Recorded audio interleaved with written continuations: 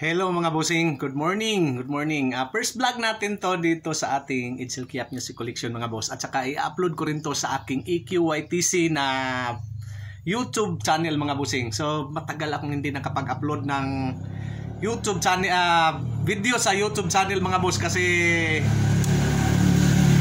wala lang. Wala lang mga boss. Ngayon pala for today's video mga bossing, ito tuloy-tuloy na natin to ang ating vlog dito sa ating YouTube. Ngayon, papakita ko sa inyo mga boss kung anong meron ako dito sa bahay mga bossing. Hello mga bossing, ito pala ay aking aso na si Bahog. Ayan naman ay si Kubid. Yan. So dito ako laging papasignal mga boss. Diyan ko sinasabit yung aking cellphone. At dyan sa baba mga bossing may signal din. So minsan nakadapa lang talaga ako dyan. Kaya nga mga boss ay masakit sa likod. So ito naman yung looban ng aming bahay. Hindi ko na ipapakita sa inyo mga bossing. Kasi sa ngayon mga boss hindi ako nakapaglinis talagang makalat dyan. Kasi nagre-retrieve ako. Tinatry kong i-retrieve yung mga account ko mga bossing. Tapos ito nga. Napalitan ko na ng mga password maliban na lang doon sa aking account na Edsel Kiap Music Collection na umabot na sana ng 162,000 key followers pero na ano tayo. So itutuloy ko mga bossing ang aking pagbablog sa aking mga channel, lalo na dito sa YouTube channel kasi malapit na siyang mag 1,000. So dito mga boss sa loob ng aking bahay wala talaga akong maipapakita na maganda sa inyo kasi ito lang kami, mahirap lang po kami. So maliban na lang po sa labas, mayroon tayong mai-content doon na mga halaman sa aking tinatanim-tanim ko mga boss. So habit ko na rin na magtanim-tanim. So mayroon pala akong sasabihin sa inyo mga bossing ha. Huwag kayong mag-alaga ng ganitong pusa na ganitong kulay daw. Kasi itong ganitong kulay na pusa mga boss napakaingay. So totoo naman talaga. So minsan nga napapalo ko siya. Ang problema namin ay may mga kuting pa oh. Ayan oh. Ayan mga boss. May mga kuting pa. So ilabas ko kayo sa aking bahay mga boss kasi wala kayong makikitang maganda dito maliban na lang sa nagbi-video mga bossing. So ito ang tinatawag namin na sili dito.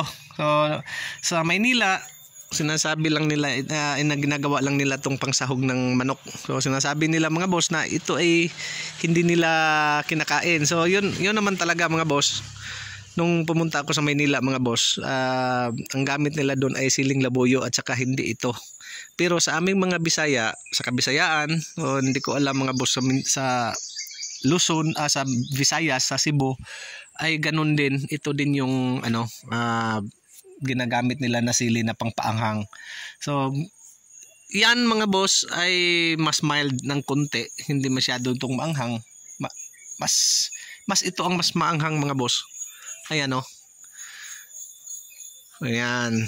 So sa ating dito sa EQYTC mga bossing, sa ating mga first upload dito ay nag-tutorial tayo ng about gardening. So yun naman humako tayo maraming viewers. Kaso lang mga boss ay nahinto iyon kasi wala na ako doon sa farm na inaalagaan ko, tinitingnan ko. Pero nadala-dala ko dito mga boss pag tira namin dito. So yan, pasensya na sa amin CR ha. So nadala-dala ko ang pagtatanim.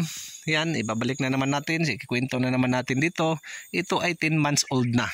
So ito mga bossing, wala akong mga ini-spray dito na kahit ano-ano na medisina mga boss, maliban na lang after 7 months kasi mga boss tumatamlay na siya, kaya kailangan ko ng mag-synthetic na fertilizer. So naglagay ako dyan ng 14-14.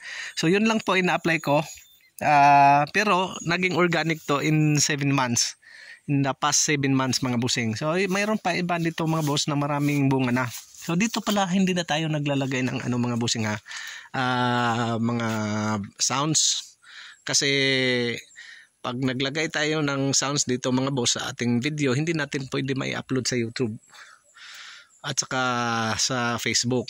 So magkaiba kasi yung mga sounds nilang dalawa. So magka-copyright sila. So ito, i-direct na lang natin. So pipilitin ko mga boss, nag-promise ako sa inyo na pipilitin ko po na maayos yung vlog ko na to. Magagawa tayo ng magandang content sa mga nakafollow dyan. Wag lang kayong bibitaw kasi hahanap ako ng paraan.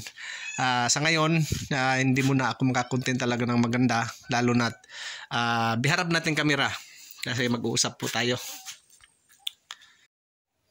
So, sa ngayon talaga mga bossing, hindi pa ako makakontent ng maganda kasi hindi pa ako nakakaalis dito. So sabi ko nga ng partner ko mga boss na aalis ako at maglalako ako sa aking, maghanap ako ng paraan mga boss na magkapira din. Sabi niya, huwag ka nang aalis kasi masasayang lang daw yung gasolina. So ang problema nito mga boss, yung partner ko mga boss ayaw palisin dito sa bahay since na ito nga ay walang lock.